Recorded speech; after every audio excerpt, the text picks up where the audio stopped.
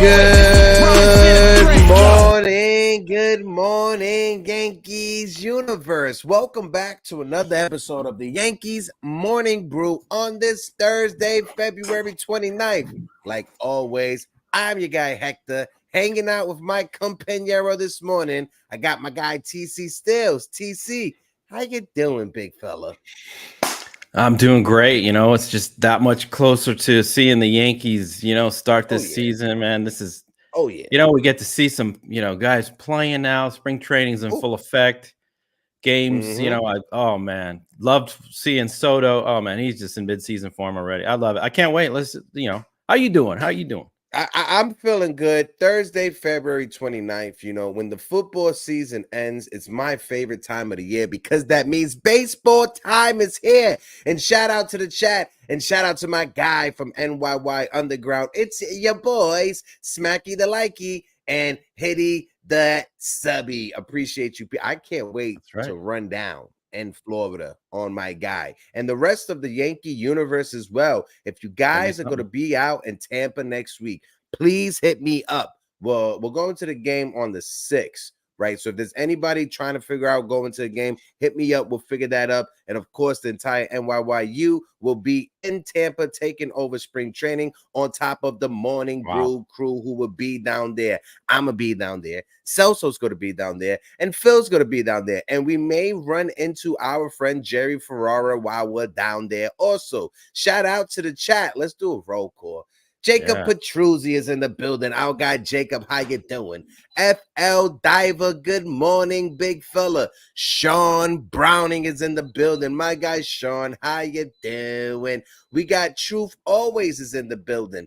Ocean Views and Coffee Shop, how you doing?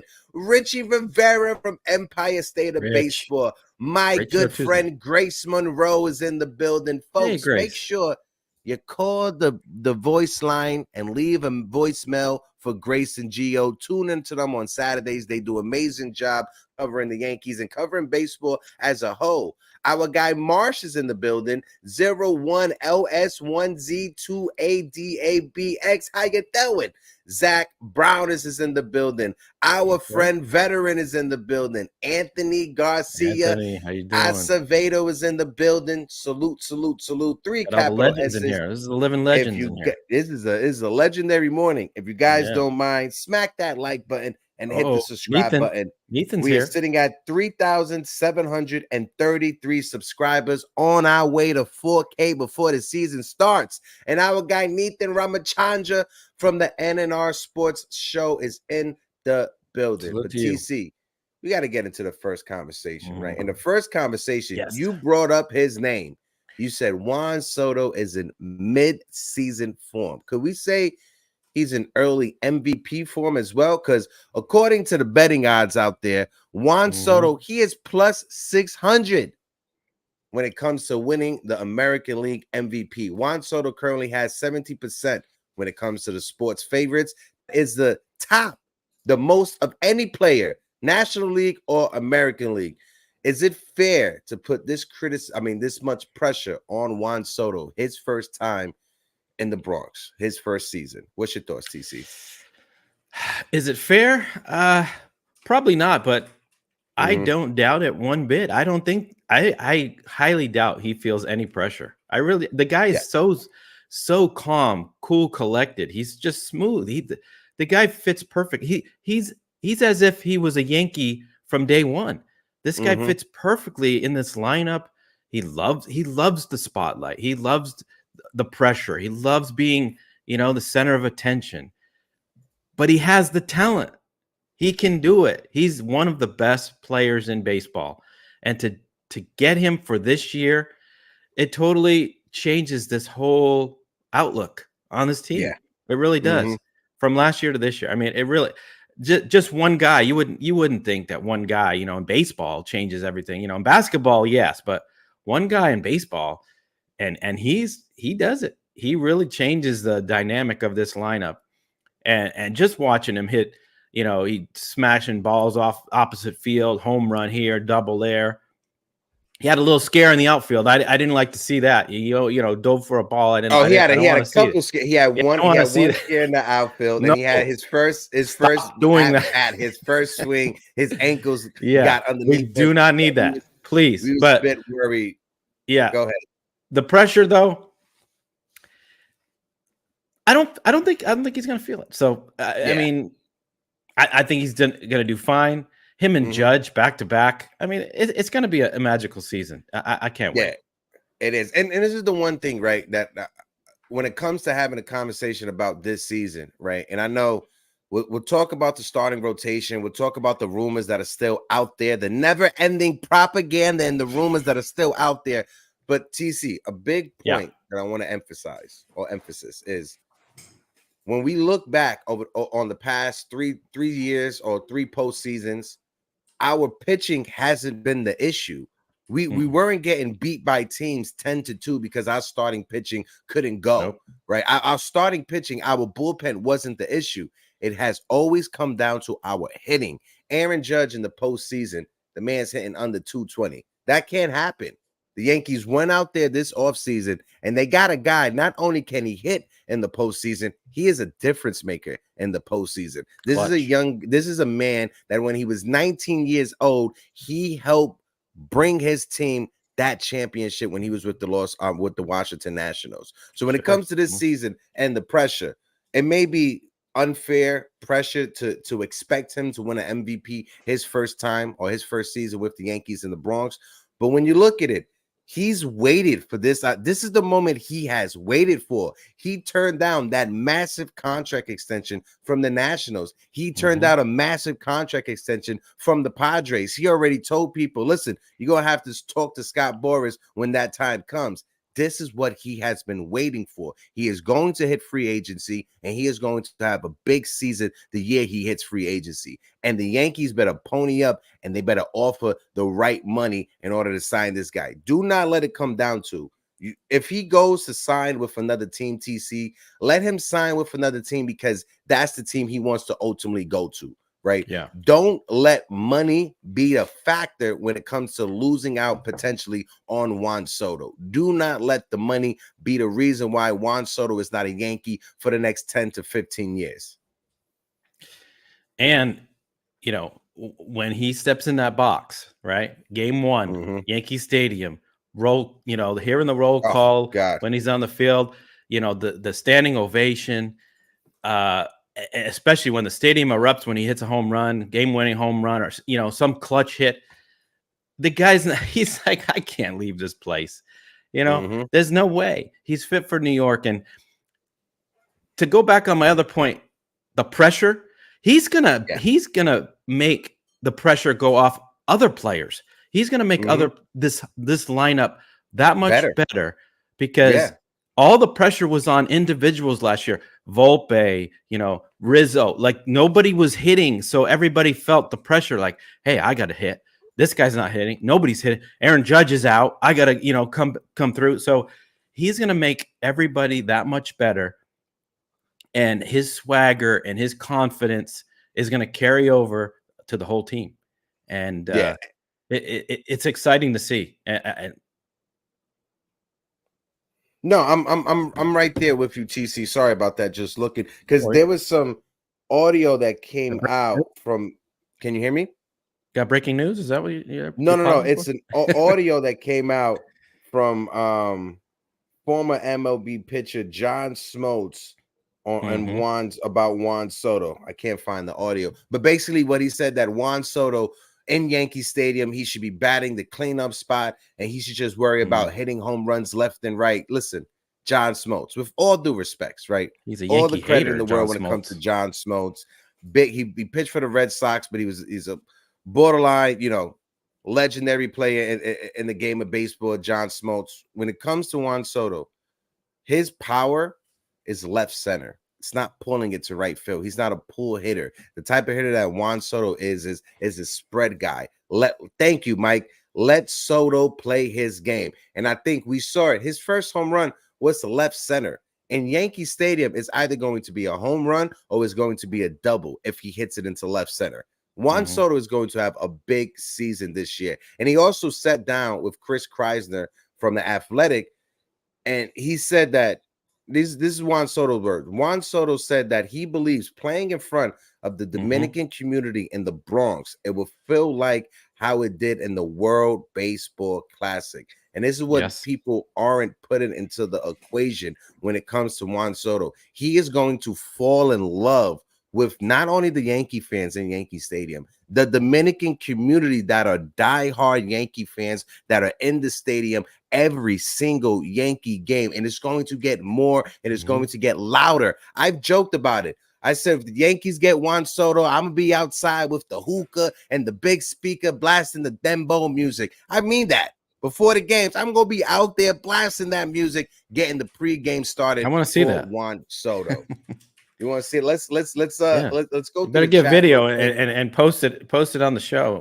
Every game you go there. No, we're gonna get some video, good footage this weekend. Trust me. But I want to take a quick second and go through the chat real quick. One of the best chats that are out there on YouTube. If you guys don't mind, just smack that like button. We got over 70 people in the building watching us right now, and we're sitting on 29 likes. So if you guys don't mind, please smack that like button.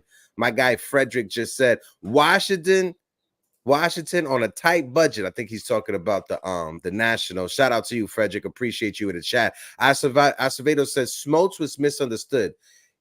His point was that Juan can't just be in New York to step up for Judge, that he needs to mash home runs too, and he is right. All right. I see your perspective, Acevedo. Definitely appreciate that. Shout out to Anna Marie in the building. I bring the Maracas Morning Brew Sports Network. Anna Marie, I'll be out there. I'll be waiting for you also, okay?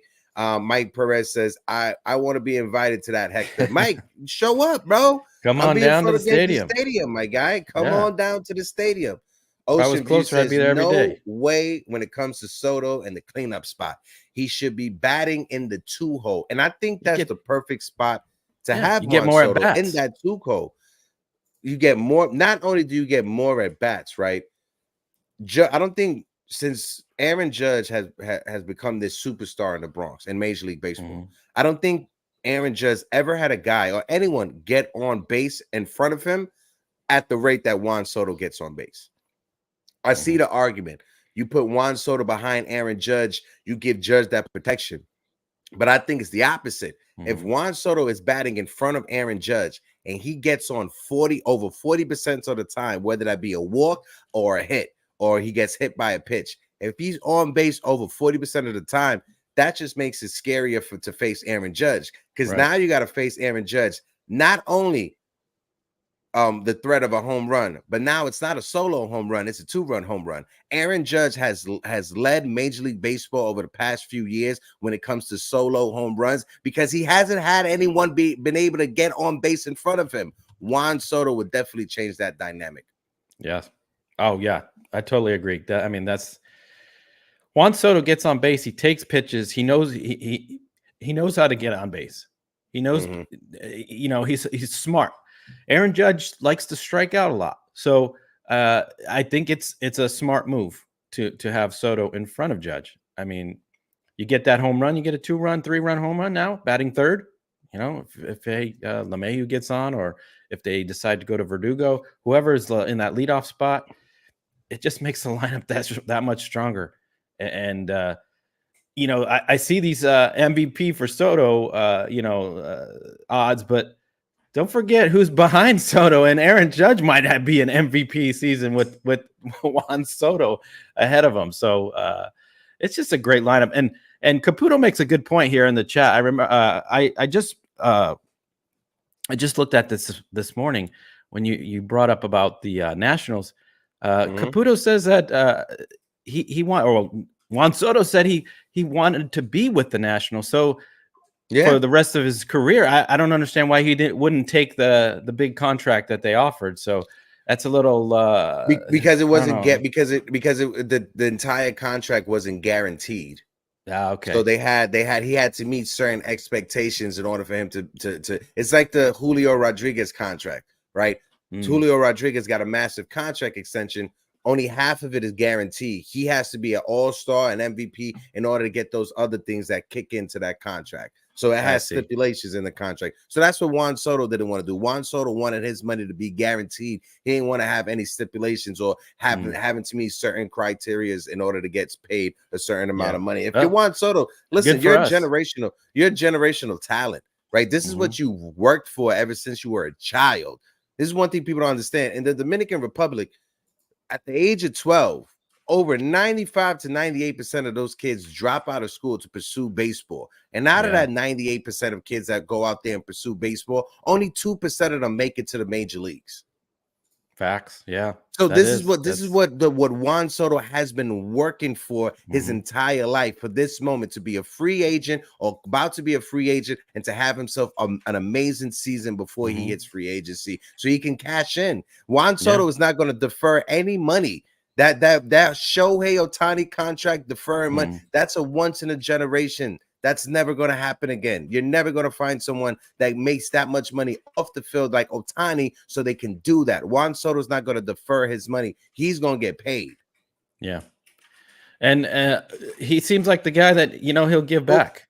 Oh, my guy, Damian Serrano, with the coffee. Appreciate you, Damian Serrano. I just received the coffee from Damian. The Mets can't tie our laces. They better look somewhere else. And I think this is Damian talking about Met fans losing their minds off of Juan Soto. They think they're going to get Soto, You're not getting Juan Soto, okay? Shout out to my guy, Theo Alcintron from WFAN. We were together Monday at the game, and he kept rubbing in my face that Juan Soto was going to be a Met. Listen, Theo Al, Juan Soto will be a Yankee for the rest of his career, point blank, period. He's not going to come to New York and go to the, the stepchild. He's going to be where, the king of New York is Yankees in the Yankee Stadium. So there's no he's not going to get a taste of New York and say, oh, okay, well, let me go to this other team that never wins. That's better. No, sorry. When it comes to a contract extension for Juan Soto, right? I see people in the chat, LI Yankee King, 15 years, 675. That averages about 45 million per season. Right. That's a good start. That's a deal. I'll be happy with that. Because if you look at it like this, TC, Juan Soto, he makes 13 million. I mean, he makes 31 million already. Right. Year, so when he becomes a free agent, you already have 31 million set aside for Juan Soto from what he's making. Gleyber Torres, he has 14 million that's coming off of the books. Right. You could take Gleyber Torres' 14, or you could take Anthony Rizzo's 18 and just throw that on top of whatever or whatever Juan Soto, on top of Juan Soto's 31 million, and that's 45 to 48 million for the next 15 years. You have the ability to re-sign Soto for the next 15 years. Go out there and you get it done. That's why we have these kids. You got to sprinkle in these kids, the young guys coming up to go with the Judges and Sotos and Coles. You got to do it. Because if you want championship team, you got to have these, star players that can carry the load. Because Judges been looking for that. Do not let money be the factor that you do not re-sign Juan Soto. If we lose Juan Soto, let it be because he truly wants to be a Met, or he truly wants to be a Red Sox, or he truly wants to be a Dodger. If we lose Juan Soto, let that be the reason, because he really, like Yamamoto, he really wanted to play for that team. Did you see also with the Yamamoto stuff, right? The Dodgers weren't the team that offered him the most money. The Yankees weren't even the team that offered him the most money. It was the Phillies. And he turned that down to go to the Phillies offered him 380 million. He left 50 million on the table to go be a Dodger. That right there goes to show you he wanted to be a Dodger from the beginning. And he used every other team, or his agent used every other team to manipulate the market and get the most dollar for his player. And that's what he's supposed to do. That's his agent. That's his job. Yeah. Some guys, they already have their mind set up. Ohtani and him off season had this whole planned out. But the thing with Soto, though, he's going to get a taste of being a Yankee. Yamamoto didn't get anything. He just heard about the Yankees, and he sees them on TV or whatever. Juan Soto is going to be right in the middle of this, and for him to have a year, especially if all goes well, we win the World Series this year. I hope so. He ain't leaving. So No, yeah, I see what you're saying, Caputo, the deferred money. But what I'm saying is that Yamamoto was going to be a Dodger no matter what. If the Right. Phillies offered him $380 million and he turned down and he left $50 million to be a Dodger, he wasn't going to be a Yankee. It didn't, even if the Yankees offered him $380 million, he wasn't going to take it because we see it with the Phillies. And listening to I think it was Brian Cashman that said that when they had the meeting with Yamamoto in LA for the first time, it was beautiful weather, right? That's what they were dealing with. When Yamamoto came to New York, it was rainy, it was disgusting, it was cold outside, right? So that's a factor also. Do you want to be in a nice weather, close to home, traveling back and forth to That's the Japan, thing too. or do you want to be on the East Coast, an extra 10 hours away from Japan and crappy weather? So all of that factors into player's decision. It's not just the money, as you see with Yamamoto. He left $50 million on the table. That's hard. That's hard to say. A player who never pitched in the major leagues leaving $50 million guaranteed on the table.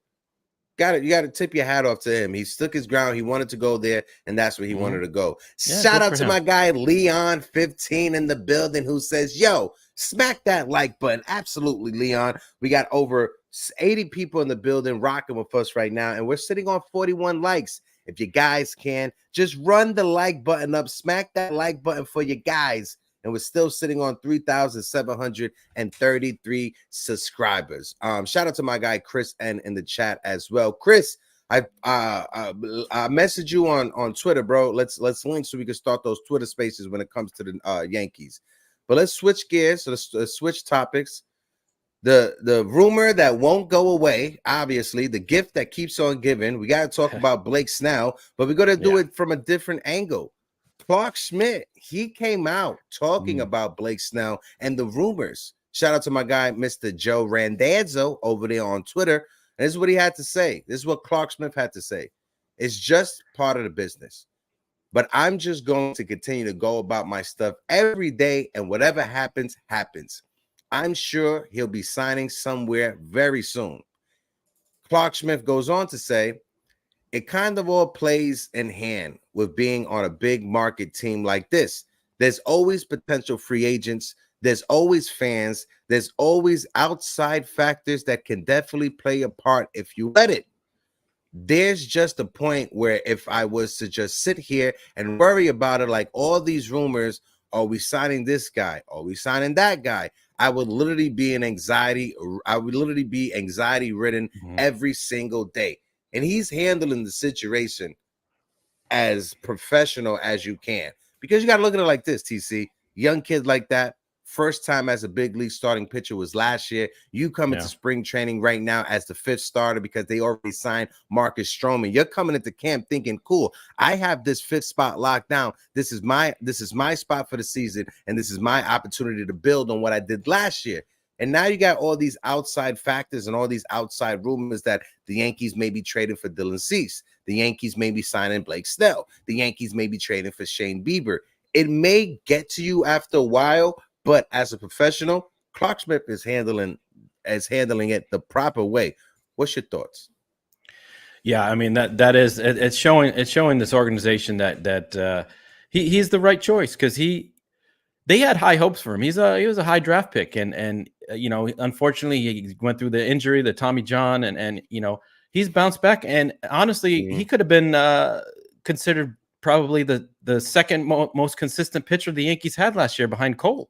I mean, he's had some good performances. It's just with him, it's a put away pitch. That he has too many long at bats. He just can't put the hitters away. And they're you know, saying his cut fastball is looking better this year, and you know, he's working on some tweaks here and there. But I have all the confidence in the world in Clarke Schmidt. As a fifth starter, we're fine. And honestly, Li brought it up in the chat. We don't need Blake Snell. I think we roll with. That's crazy for Li Yankee King to even say. Shout out to my guy Li Yankee King. You know what that's called, TC? You know what that's called? That's called growth. And we've seen growth from Li Yankee King. Go ahead, brother. Yeah. No, I mean, we roll with what we have. I mean, we have a decent, you know, with Cole, a big bounce back from Rodon. That's huge. That's a key. And Stroman, I mean, that's the top three are great. And Nestor can come back. and be Nestor, nasty Nestor again from 21 or 22, Yeah. and Clarke Schmidt as a number 5. I have no doubts that he's fine for that rotation. And Yeah, the way he's he exactly did, what no, I was gonna say he's exactly what you want for a number 5 starter in your exactly. rotation. Shout out to my guy Richie Yeah, Rivera. He do said what it you want. perfectly. Clarke Smith is what you want from a number 5 Yeah. starter.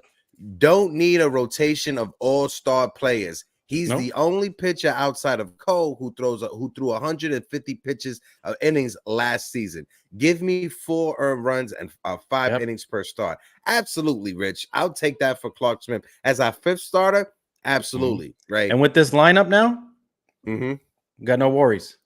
When it comes to Blake Snell, right? Like L.I. Yankee King said, our starting rotation is not in desperate need of Blake Snell. Would an addition of Blake Snell take us over that hump and make us the favorite in the American League? It would absolutely make us the favorite in the American League. I don't think there's any Yankee fan that's going to argue against that. But does it make sense? Does it make sense when it comes to the luxury tax penalty? Does it make sense when it comes to giving up those draft picks? Does it make sense when it comes to giving up the international free agent money? Because you do know in the next couple of years, I think 2026, 2027, the international free agent market that it is right now, it's not just going to be you could go out there and sign players. It's going to go into a draft. So the Yankees have to be able to take advantage of that system or the system that is presently constructed right now before it goes into a draft. It's going to be harder for the Yankees to get top international talent when the draft happens, because just like the regular draft, the Yankees, they don't finish the worst record in Major League Baseball. They're not going to get a top 5 or a top 10 pick. They always are picking in the 20 because they're competitive. If the Yankees are picking in the top 5 of a lottery, that just means we just had a bad season. So when it comes to Blake Snell, that would be scary. Does it make sense financially? Another thing, with all these rumors that are coming out, I said it on one of the last shows, TC. When it comes to the collective bargaining agreement that the players and the union and the owners have signed, owners and teams, they cannot say we're out on Blake Snell. Oh, that guy Blake Snell, we're not talking to him, because you're messing up the market for Blake Snell. You're violating the terms and conditions when it comes to the CBA and the union. But reporters could be like, oh, that team is on this player. That team is talking to that player. But teams are not allowed to say, we're not talking to Blake Snell anymore. Teams can say, you know what, when it comes to the market, we're good with what we have right now. They can say that. They just can't name individual players. So that's why you hear Hal Steinbrenner saying, if my team brings me something, right, I'll look at it.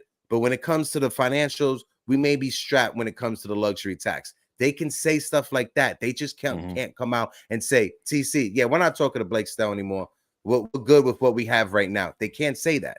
But reporters can leak information via the player's agent, which is a bit unfair, because now you have the fan base. You're getting the fan base's hopes up. And then what happens when Blake Snell signs with somebody else? We're going to turn on Brian Cashman. We're going to turn on Hal Steinbrenner. And as much criticism and as much shit as I give those two, I think what I just said is not fair when it comes to criticism when they can't come out and say, we're out on Blake Snell. You get what I'm saying? Yeah. Well, this is more on Boris and Snell than on Hal and Cashman, because they've been more than willing to bring in some all-star caliber talent to this team, and Boris is he won't budge, and what he's asking for is just not. It's not in the Yankees budget. It's not. I mean, if you want to have say there's a budget, but there's always the trade deadline. I mean, the team's fine right now. Knock on wood that they all stay healthy and we don't have any major injuries, and we don't need Blake Snell. Trade deadline comes along. We got tons of prospects that we can trade, and the prices might drop. So we might get a Dylan Cease or a Bieber, or even better, someone even better. So hey, Uncle Tats just brought us 3 coffees. Uncle Tats say, I may be stuck sipping some tea, but if the Yankees lose Soto to the Mets, I'll blank, blank, blank. Uncle Grandpa Tats, appreciate you and feel better as well. Thank you, folks. Tats. make sure you send Uncle Tats the best wishes. He's feeling under the weather right now, and we Oh, appreciate you Tats. guys. I Yeah, want we'll to pray put we're for you, making Tats. a last push since we're going to be in spring training next week, right? We're making a last push. If you guys can support us by buying a coffee. I know the super chats, you guys do super chats, but if you do buy me a coffee, we could get the money directly, and we will make sure to have it while we're down there in Florida in spring training. Shout out to my guy Austin Cruz in the building from the BX Sports Jedi Network. Plus, it's the trade deadline. Who's available? And next year, free agency is filled with elite pitchers. They really don't need Snell. Absolutely, Austin Cruz. And especially with 96 million coming off of the payroll next year. You could set aside 45 or 50 million for Juan Soto. And if you had to add a starting pitcher, you still have 35 million that you could set aside for a starting pitcher. So, Austin, definitely agree with you. LI Yankee King says, and by the way, if the Yankees sign Blake Snell, he would need about 2 weeks in AAA to get a full spring training. Absolutely. Facts. And it may be longer than that. It could be anywhere from 2 to 4 weeks when it comes to a late spring training. So that means you're going to pay $30 million for a guy that's not going to even start the first month of the season with the team.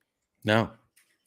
Does that make sense? This is not Roger Clemens coming out of retirement. No offense to Blake Snell. He is a phenomenal pitcher, but he is not the ace to carry a staff. He will be a phenomenal number 2. I'm not going to argue. I'm not going to say he won't be a phenomenal number 2, but this is not the guy that you pay $30 million and he's going to miss the first month of the season. No, I mean, and he's only had two really good seasons of 180 innings plus. Those were his Cy Young Award winning seasons. If this was a Garrett Cole or a prime like Pedro Martinez, let's definitely. But Blake Snell doesn't. I could give or take it. He doesn't move the meter like we should be throwing a bag of money at him. No, he doesn't really move it for me. So. And my guy Dan Clarke, again, ain't no shade to anybody that's reporting stuff on Twitter or anything like that. Shout out to Dan Clarke. But he said, according to one Yankee source, the current chances of a deal with Blake Snell are extremely low. The two parties just cannot find common ground because Blake Snell had his opportunity to sign with the Yankees, and he missed out. The Yankees, they offered him a contract. He said no. So they pivot to Marcus Stroman. Your money is gone, my guy. You should have took it was a fair contract. It was a fair contract. Now you got to go for something that's not even coming close to what the Yankees offered you in the first place. And credit to the Yankees for not outbidding themselves. They're not bidding against them. They're not outbidding themselves. They're not beating themselves when it comes to these negotiations, if they're even having negotiations with Blake Snell at this point, TC. Do you think the 1 year deal is on the table? A 1 year, maybe 30 mil? Do you think that's a possibility? I mean, I don't see why the Yankees wouldn't go for that, at least for 1 year. If it's a possibility, 1 year, 30 mil, what did you say? 1 year, 30 mil? I'm not giving him 40 mil for 1 year. No, 40, 30. Yeah, 30 mil 1 year, 30 tops 1 year. If he says yes, am I going to be mad at it? Absolutely not, TC. Because what happens is you add another starting. Yes, you lose out on international free agent money. Yes. But you get Blake Snell. After this season, you could attach a qualifying offer to Blake Snell. You could attach a qualifying offer to Verdugo. You could attach a qualifying offer to Gleyber Torres. Those are 3 guys that would be free agents if we were to hypothetically sign Snell in this scenario that we could attach qualifying offers to. So that's 2, 4, that's 6 potential draft picks we can get if we were to sign Snell and let those 3 guys walk next season. So on paper, does it make sense, TC? Yes.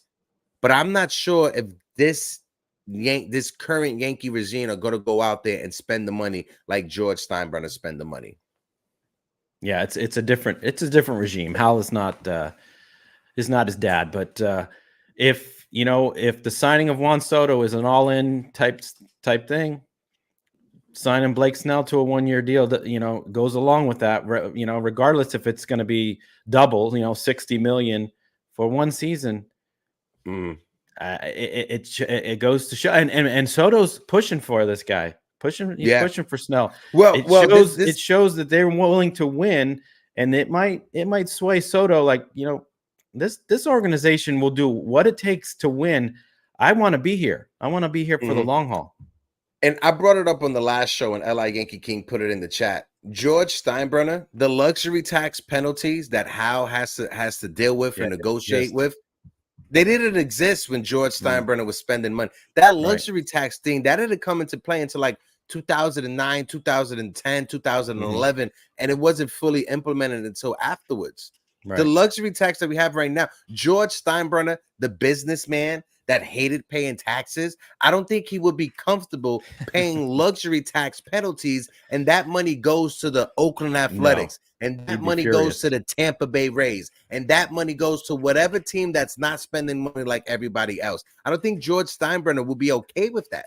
Like I said, the businessman, the man that hated paying federal and state and city taxes, that man, he would definitely have an issue with the Tampa Bay Rays, their payroll being paid by the New York Yankees, especially because he had a horrible working relationship with the city of Tampa as it already is. And speaking about that, what do you think about these owners that aren't willing to spend? Do you think that they should be forced to sell the team if they don't meet a certain amount, if they don't spend money on their team? Because it's, to me, if you're not willing to satisfy the fans, support a team, and why are you even an owner? It just blows my mind that I get it's a business, but I mean, you're in the business to win, aren't you too? I mean, to put a good product out there, and you're basically putting a subpar product and expecting high money. I don't know. I think there should be something implemented that these owners should be forced to either spend money on their team, a salary, cap or salary like minimum, or sell, or you're out. For me, I see the argument, right? Caputo, let me know what you're talking about. Put the link in the chat or send me the link on Twitter, and I'll bring it up, Caputo. I see the argument for that, but owners are going to say, if there's a floor, there needs to be a salary cap. If you're going to ask for a floor, there needs to be a cap in Major League Baseball. And I don't think the player union is going to allow that to happen. Well, we kind of have it with the luxury tax. I mean, but I don't know.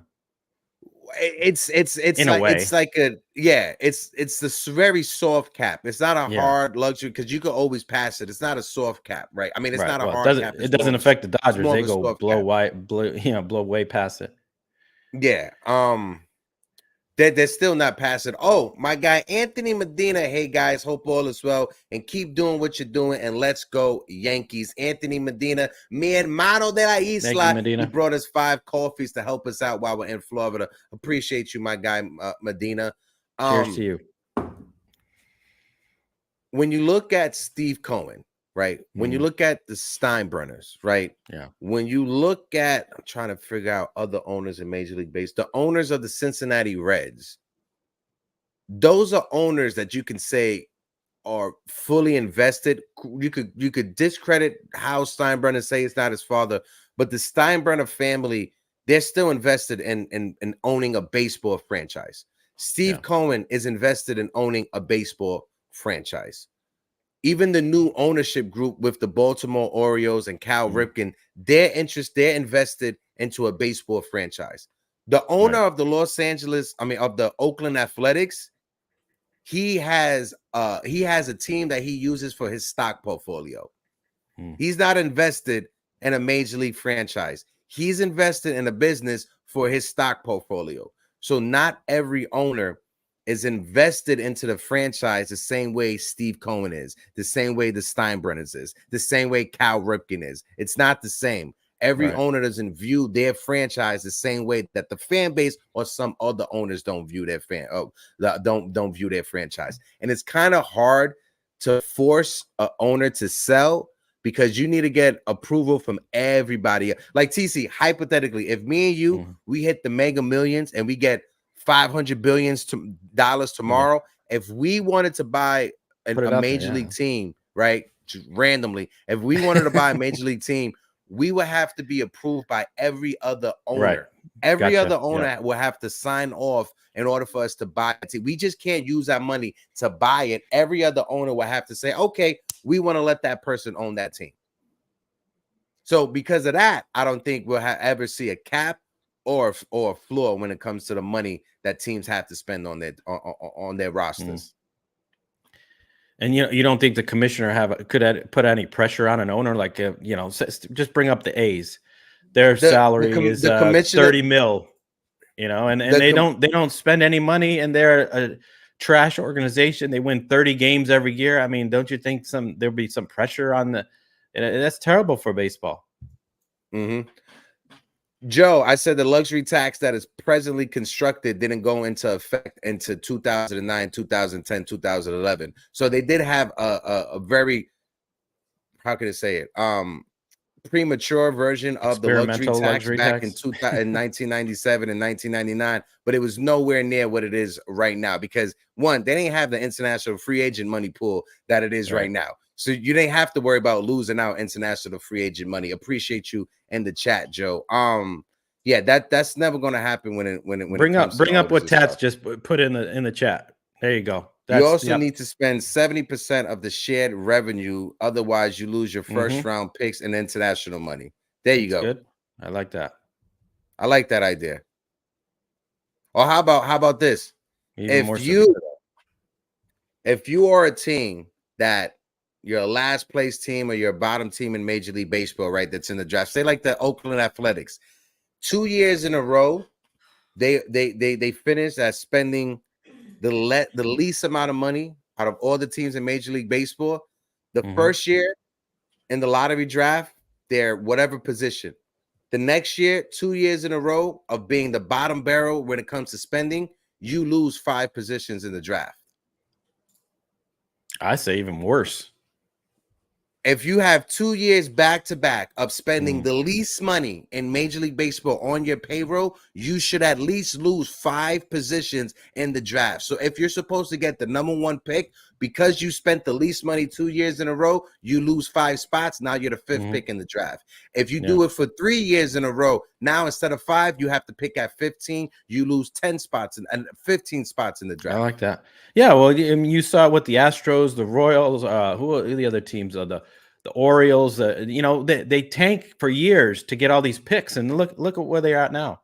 Look at the guys that they've accumulated, and that's been it's worked for a lot of these teams that are coming up. You got to penalize somewhere. Some do it the right way, and some do it the wrong way. Yeah, the Yankees always seem to compete every year. They even like a year like last year, they didn't go out and tank and try to get draft picks. Copy, Joe. Copy. He said that's why I said original luxury tax. Copy. Sorry about that. Sorry about the miscommunication. But no, something. Listen, you bring up the commissioner, right? The commissioner works for the owners. True. The owners elect who the commissioner is going to be. Yeah. That's who elect who the commissioner. He's just the pawn. Yeah. He's just the mouthpiece between the fans and the owners. That's all what the commissioner is. But folks, we still got over 80 people rocking with us right now. We're sitting on 54 likes on the stream. If you guys can, please smack that like button. Let's bring the likes up. Let's try to get to 70 likes on the stream. I want to bring something else. Very minor, right? The New York Yankees, they picked up a utility infielder, former top prospect, Jameer Jones. He was with the Orioles, the Cardinals, the Brewers as well. And on top of it, Oswald Peraza, he had 2 errors at his first spring training game. People already writing him off, saying he would not make the bench. Shout out to our friend Sandy Mulinales from Dugout Station, and shout out to Julian also. I want to have the conversation when it comes to Peraza because he's injured right now. Oh, that kid! I feel bad for him. Yeah, he's not going to even make the roster. He's not going to make the opening day roster. No, what's going to happen with Peraza is he's going to go down to the minor leagues whenever the first injury happens, because most likely someone's going to get injured in that first month. Peraza will be the first call up. He's not making the big league roster. Yeah, I'm agreeing with you now because He would be he'd be a great guy off the bench, with the he can play a couple infield spots and he's got good speed, but overall, with the errors and I really haven't seen his bat yet. Kind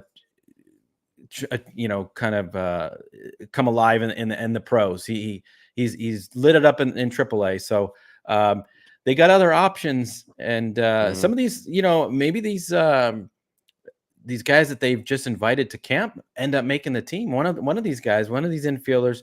Because if I were the Yankees, I'd keep Peraza down in AAA, get him full time shortstop, because again they're trying to shop him too. He's probably one of the guys that they would shop at the deadline. So and on the bench, teams aren't going to really be have a good look at him. So I mean, it's unfortunate for this kid. He's just had up and down, and he was such a promising young guy coming out. I feel bad for him, but yeah, like you said, I don't think he's gonna crack the opening day roster, and that the same could be said about Oswaldo Cabrera as well. When you look at Peraza, it's what's upsetting is that and like Damian and Brad Jewis, shout out to Brad Jewis that's in the chat, and shout out to my guy Damian Serrano, the fly guy. Yes, Damian. Can't wait to link to you, brother. Link with you, brother, in Florida.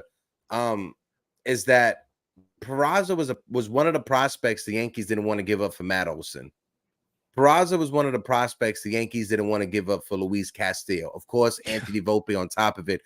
But Peraza was a prospect the Yankees didn't want to trade away.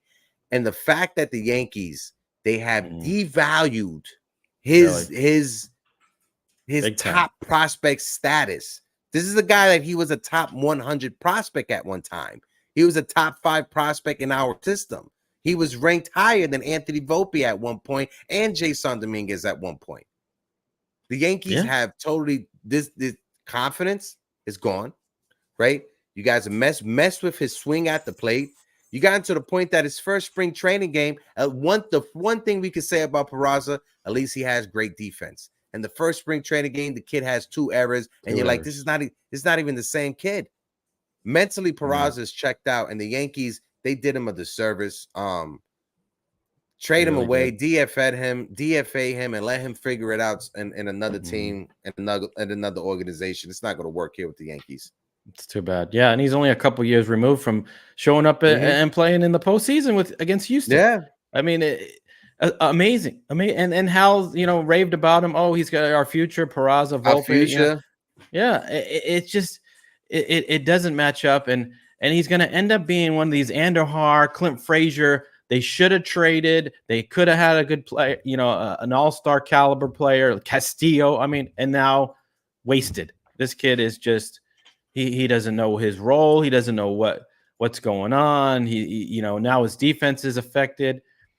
I really hope he goes down to AAA and figures it out and comes on strong. I'm pulling for the kid. I mean, but looks like the Yankees have just lost all confidence in him, and he's on his way out. He got one foot out the door.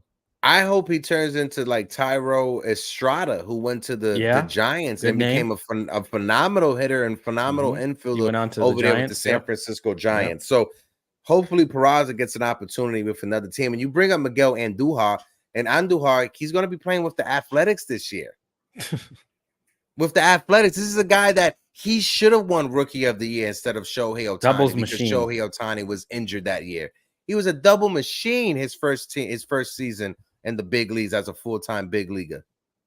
And again, another kid who's just withered away, injuries, confidence. Yeah, like well, he was replaced by Gio, never got his spot back. Yeah, we could have traded away Andujar for Garrett Cole before he went to the Houston Astros, but we didn't do it.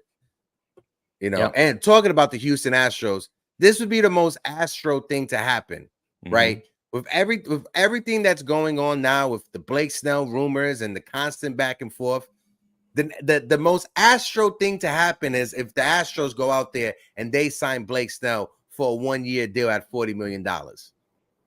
If the Astros go out there and do that, I'm gonna be pissed off. I'm gonna be pissed off. I'm not gonna lie. Sorry, Anna Marie. I got $1 for the swear jar. All right. If the Astros go out there and sign Blake Snell to a 1-year deal, I'm gonna be pissed off. Yankee fans wouldn't be too happy. But what do you think about Cabrera? You think Oswaldo Cabrera makes the bench? How do you see that? The last couple roster spots panning out. Cabrera is going to be our utility infielder. We're going to have a traditional utility infielder with Cabrera and a fourth outfielder in Trent Grissom. And then we have Giancarlo Stanton to just hold up the DH spot until he gets hurt and has to go on the IL. So I think Cabrera, he's going to be the utility infielder. He's going to be that bench piece. Trent Grissom is going to be the fourth outfielder. When it comes to Cabrera, you've heard talks about Cabrera, the Yankees moving him off of being a switch hitter and have him bat solely as a left-handed batter. What's your thoughts on that when it comes to Cabrera? Because we saw the Baltimore Orioles do that with Cedric Mullins. When he first came up, he was a switch hitter. But the Baltimore Orioles were like, you know what? We're just going to keep you as a left-handed hitter just to face right-handed pitching. If there's a tough lefty, we'll have you sit that day. What's your thoughts on Cabrera switching it up? No, I think it's a good thing. I think it'll help his confidence if he's a better left-handed hitter, because when switch hitting is not easy. I mean, hitting from both sides. I mean, not many people. I love watching Bernie Williams. He was one of my favorite to watch as switch hitter. Jorge Posada. I mean, these guys. It's not easy. I mean, you work on your craft to hit from one side and then to do it to try to match that on both sides. It's not easy. So maybe just working on, his left-handed swing, just focusing on that, getting good looks and it'll, give him some confidence. He's a good kid. I mean, you interviewed him. It seems like a real genuinely nice guy. I mean, I wish all the best for him. And I hope he bounced back because 2 years ago, he was a phenomenal. He was out there hitting everything. He was playing every position. He has a lot of fire. I mean, the kid's, he's okay speed wise. He's not the fastest of guys, but he makes for a good bench piece. And I hope it works out. I hope this experiment just focusing on your left-handed swing and it works out. And we don't have too many other options. And he seems like a good fit. What's your thoughts on Spencer Jones? Because this is a guy that he is winning the camp right now. He is a big noise out of spring training. Yes, we got Juan Soto, but Spencer Jones, he is the talk of the town as a future, that big home, that 470-foot home run. Yeah. What's your thoughts on him as a prospect? As far as a prospect or him making this roster? Just in general. No, I don't think he's not making the roster. He needs more at-bats in AAA and AA. Not this year. But what's your thoughts on him just as a prospect, as a player in general? Well, he seems like a unicorn to me. Like the power, the speed, the Gold Glove ability in the outfield and that swing. I mean they've been working on him, leveling out his swing, but he just the 470-foot. I don't think Aaron Judge even hit that in, coming up through the, farm system. I mean, that's a shot. Like you said the other day, you're going to put like the medics on the second level. Is that going to be the Jones medical clinic? Yeah. So no, he looks like he is one of the can't miss prospects, and I'm glad they hung on to him. And they didn't want to put him in any, trade deal. And you never know. I mean, with the Juan Soto contract talks, you don't know how that's going to go. So you have him. You have also Dominguez that nobody's even talking about yet. That guy's coming back. So outfield depth, I mean, we have tons of it. And then they, talked about moving Spencer Jones the first. I don't know about that. I just want to keep him out there in the outfield. That's, he seems like a Gold Glove center fielder. Yeah. Just keep him out there. We'll figure out first base. I mean, there's thoughts of Ben Rice and other guys, but keep him in the outfield. He's going to be something to watch. I'm sure he's going to be at AAA this year, but he's going to be a a draw. I mean, people are going to, just like, if Aaron Judge was coming up and he was hitting those mammoth shots, Spencer Jones is right there. And the speed that he has, he's been clocked at 4 something to first, or like under 4 or so. I mean, just amazing speed for how big he is. It's like 6'7". Comparisons to Paul O'Neill, I like, a little bit.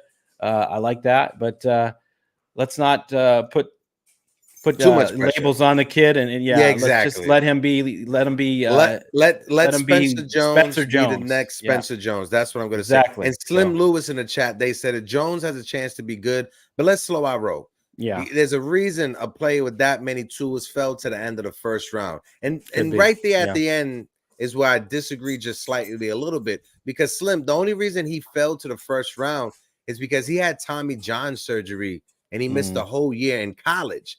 I guarantee you this, and most people have said it, if Spencer Jones never had Tommy John and he was a dual player, pitching and hitting like he was in Vanderbilt in the draft, he would have been a top 3 pick in that draft. He fell to us because he had Tommy John surgery and he missed a whole year in college, and he still went into the draft. He came back late and he came early. He came back early enough that he was able to still produce, and he showed people what he had, and the Yankees were the team that took a chance on him. So I see what you're saying, Slim, about not putting that much pressure on him, but when it comes to him falling to us in the first round, that happened because of his injury and getting Tommy John surgery. Like I said, he would have never fell. If he was healthy, he would have been a top 3 pick in that draft.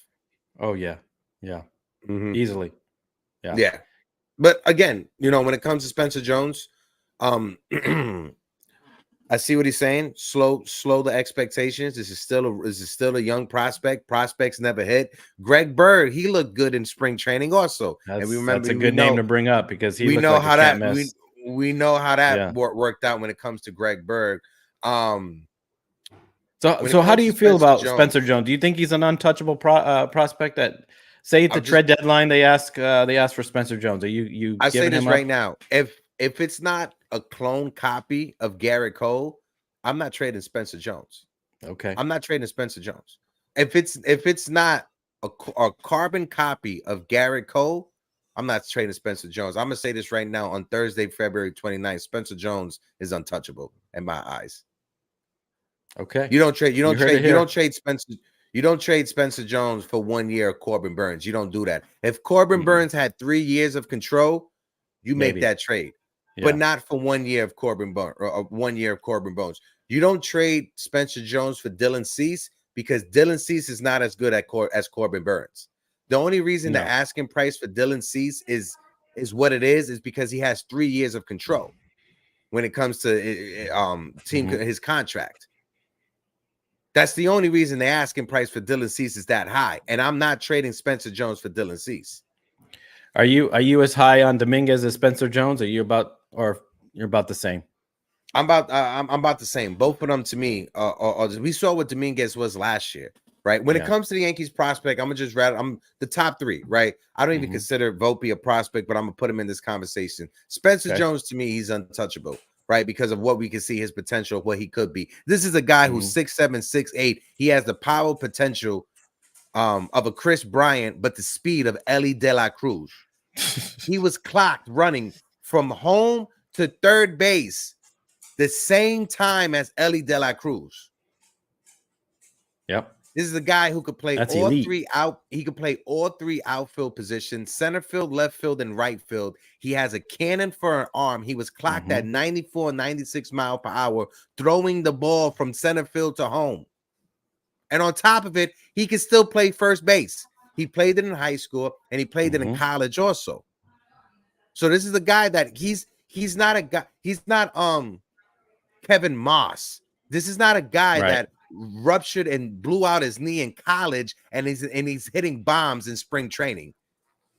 Kevin Moss was not the athlete that Spencer Jones is right now. 2 different type of players. Yeah. Definitely a fluke. He looked good for about 70 games. He did look good, but he was a fluke, like TC said. You remember Spencer Kevin Moss? Jones, wow, good for you. In his first year, and I have older uncles. You're not that old. From Kevin Moss. That's my time. In his first year, his first professional year in the minor leagues, he hit 265 with 20 home runs. And this is after missing a full year in college when it comes to his development. Yeah. No, he's going to be special. And I'm glad the Yankees are sticking to their guns and keeping him off the trade market. So it's going to be fun to watch. That outfield of the future looks promising, looks great. I mean, it's and TC, I'm very how can you say when it comes to like, oh my God, positive, optimistic? No. Superstition, right? When it comes to superstition, snappy dresser, right? Yeah, very snappy dresser. When it comes to like superstitions and when it comes to just random occurrences happening, I feel like sometimes the universe, it tries to course correct itself. If the Yankees were to trade Spencer Jones for Dylan Cease, I don't think that would work out well for the Yankees, right? And I bring this up to bring it to this perfect example. Years ago, about 5 or 6 years ago, the Chicago White Sox, they traded for James Shield from the San Diego Padres. The prospect that they gave up for big-time James Shield was Fernando Tatis Jr., who was 16 years old. Yeah. I do not generational want the talent to trade Spencer Jones and it come to bite us in the end, like the Fernando Tatis deal is biting the White Sox in the end. Granted, Tatis has some off-the-field issues, but you understand what I mean, TC, bring that up. Yeah, I think the Yankees are learning from their mistakes in the past, and I know we've harped on them about prospect hugging, but I think this is one you really want to keep on. Keep. Shout out to my guy, Ultra Cowboy fan. Hector dresses up like John Witherspoon and Boomerang. First of all, you want to see me dress like John Witherspoon? I got some suit jackets in the closet. Shout out to my guy, Ultra Cowboy fan. Norman Soto is in the building. Shout out to my guy, Norman. Hi, guys. The Yankees should trade Peraza. What is your opinion? Norman, we were just talking about that. Not sure if you're just joining us late, but Peraza, I think the Yankees did a disservice to him. Yeah, he's all but traded. They devalued him. His value is very down. No team is going to give you whatever. They give you that much in return for Oswald Peraza. If you could get maybe a few 100,000 of international free agent money, you do that. You go out there and you give him an opportunity on another team. Jay Bruner for Kevin Phelps. Another Ken Phelps. Another dumb trade.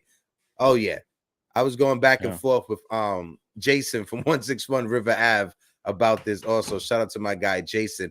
I'm gonna put the link for the open panel in the chat. McGee. Oh my God. Yeah, I tell you this right now. If Don Mattingly had Fred McGriff and Willie McGee in the 80s, he would have been to a few postseasons. I tell you that right now. He definitely would have been to a few postseasons.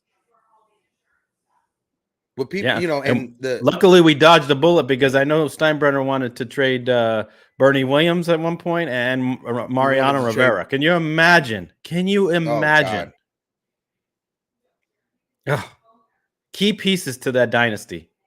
Yeah. So the link for the open panel is in the chat. Everybody is more than welcome to come join the conversation. We're going to do it a little bit different. We're going to do it one at a time. We're going to bring you up. You're going to give your take. We're going to bring you down. Some new people. The next person. Let's invite some news. Come on, newbies. If you come up, you're able to give your take and sit back down in the queue until the next go around, and we'll bring you back up as well. So I'm going to bring up someone to join the conversation in a second. But like I always say, always be respectful to the terms and services of YouTube. We still want to be able to have the channel and have the show. And we still got over 80 people rocking with us right now. So if you guys don't mind, please smack that like button and hit the subscribe button right now. Just give me 1 second. I got to bring this up because Caputo just shared the tweet with me.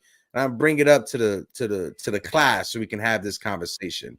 Ready to MLB Soto at the deadline? What? MLB Scoop says Yankees plan to use Juan Soto as a bridge for Jason Dominguez and are ready to trade Soto after deadline if they are out of the postseason race.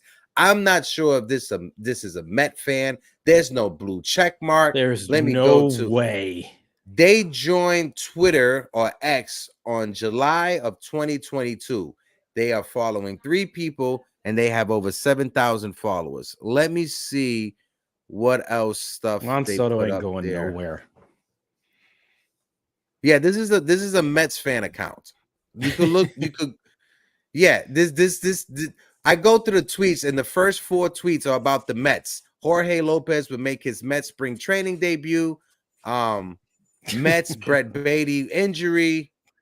Mets executive Ben. Come on, this is the Mets fans account. We're not gonna entertain any Met fan accounts that are out there. Appreciate you, Caputo, for giving us the scoop from the Met fans. But I'm gonna bring up my guy NFE first, and I'm gonna bring up Caputis and then LI Yankee King. NFE, just give me a thumbs up, brother, and I'll bring you up. Let me know you're ready to go. My guy ready to rock out. NFE, salute to you, brother. How you feeling? How you doing? What's going on, sir? Guys? I'm feeling good. I'm in a good mood. You know, we're a month away from the regular season, so yeah, I'm happy. I have no complaints. All good here. Nice. Nice. So you got a nice, fresh little haircut, looking clean, my guy. Looking clean. Thank you. You're looking a little thin. Yes, he is. No, I'm trying, bro. I'm trying. Yeah.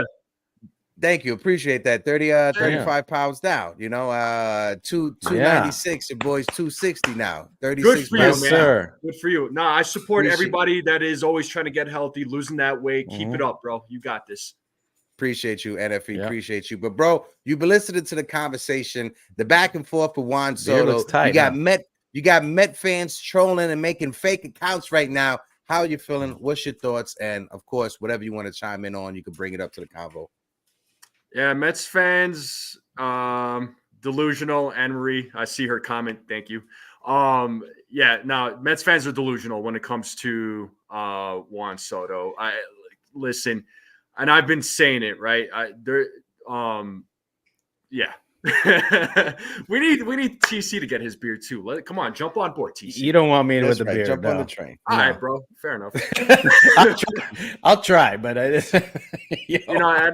I've been saying this. The Yankees didn't trade Juan Soto just to trade for Juan Soto. No, I have no doubt that they're going to sign him back in free agency. For how much, I don't know. But if whatever money he asks for, you give him that money. Just pay the man. Pay him.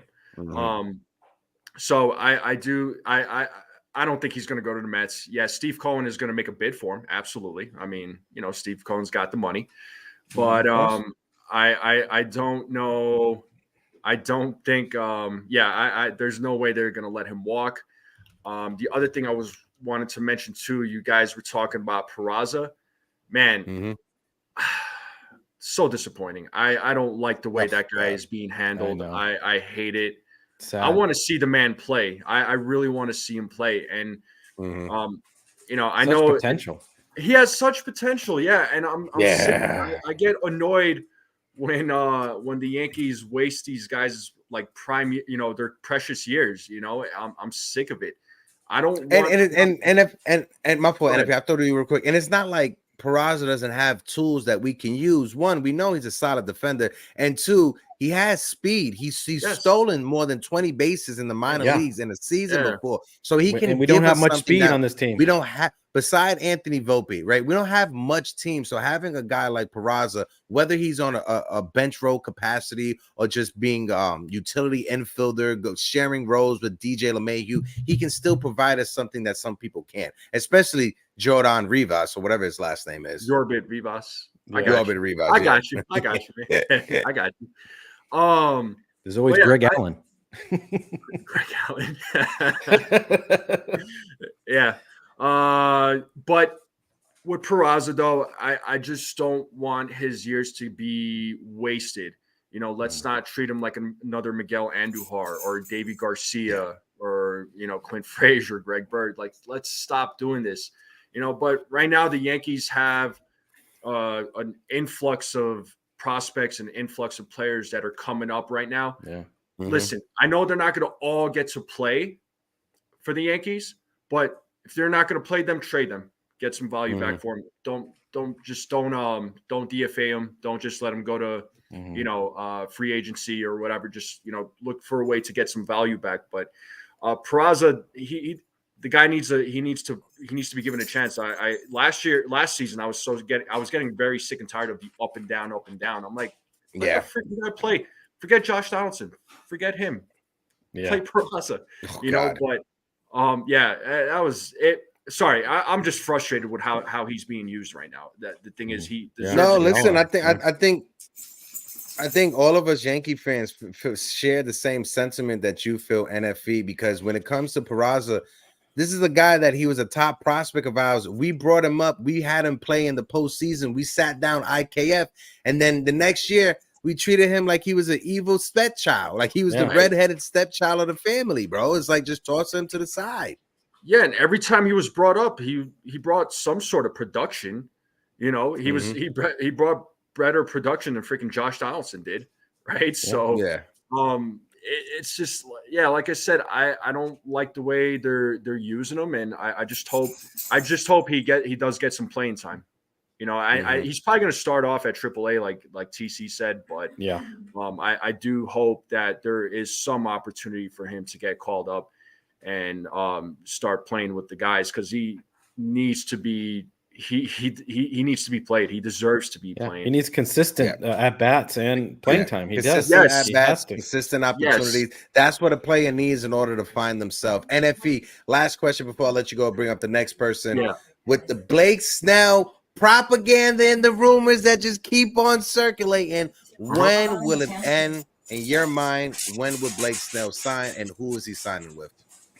So I'll leave it with this, and I do have to go, but I think that Blake Snell, as far as where he signs, I'm not going to make any predictions on that because I've been wrong many times. I feel like a decision needs to be made by tomorrow. I feel like the Yankees, I would say, because tomorrow's March 1st. So at that point, we're about 3 weeks out from the regular season beginning. I feel like they need to tell Boris, like, either make a decision by Friday or we're done dealing with this garbage. I did see a post on X or Twitter, whatever you want to call it. I don't know if it's true, but apparently they told Boris, make a decision by Sunday for your free agents or something along those lines. Or else that was the Caputo deadline. That was a Caputo deadline. No, the Caputo deadline is this Friday. But Friday. I know what that's right. Friday. NFE is talking about. Yeah.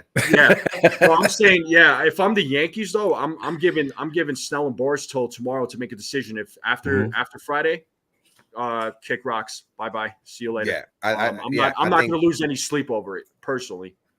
Yeah, I'm right there with you, NFE. And again, appreciate you jumping on the open panel. Folks in the chat, always a pleasure, NFE. Go and keep up the great work on your show. Go and subscribe to NFE and the Stripe. So NFE, where you at subscribers right now, bro?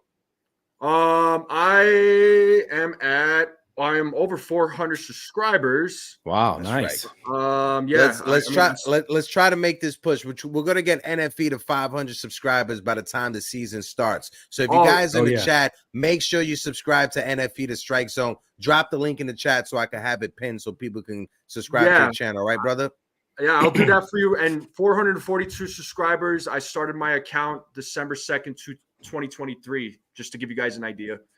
So, I would love to get to 500 by the end of March. That would be amazing. Yes, sir. Folks, make sure you guys go and support our brother over there. We always support every different content creator that rocks with us. They rock with us because we rock with them. NFE. Love you, brother. Guys.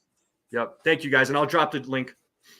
Copy. Mitchell Fernandez just brought us 3 coffee to help us with spring training. Thank you, Mitchell. Sorry, Met fans. Soto will be a Yankee for life. Keep doing your thing. Mitchell Fernandez, appreciate you, my guy. Appreciate you, brother. Let me just drop down NFE.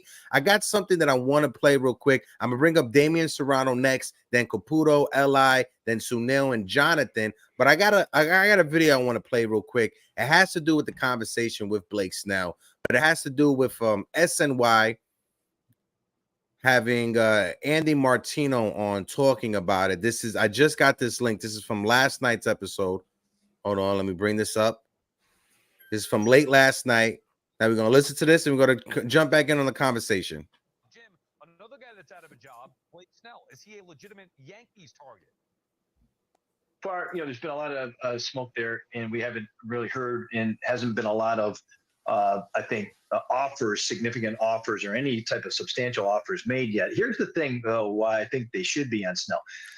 And they really don't look like, when you look at their rotation, that they need him. But his contract is going to end up looking very similar to what Cody Bellinger just signed for. Somewhere in that $3 million 3-year deal, somewhere in the $80 million where it's $30 million or more in that year one with opt-outs. That risk is a lot less than what they were willing to sign him for earlier in the winter. And I know they got Stroman, but Snell at that number, for me, is a much different thing. And, they have the same tax implications that the Mets do in terms of having the, 110% tax on top of that. But they're going for it. And I have some concerns about the rotation. I think he's a viable option for him. It wouldn't surprise me if they get into the mix here. In the end, we'll see if Hal Steinbrenner is willing to go there to that number.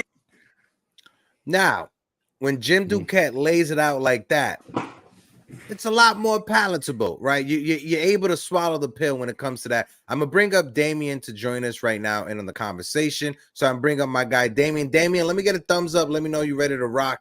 It's my guy Damien. Damien Serrano, my guy. Yeah. What it do? My guys. How you doing? TC, Hector, what's going on, fellas? I'm good. How are How's you? Everybody?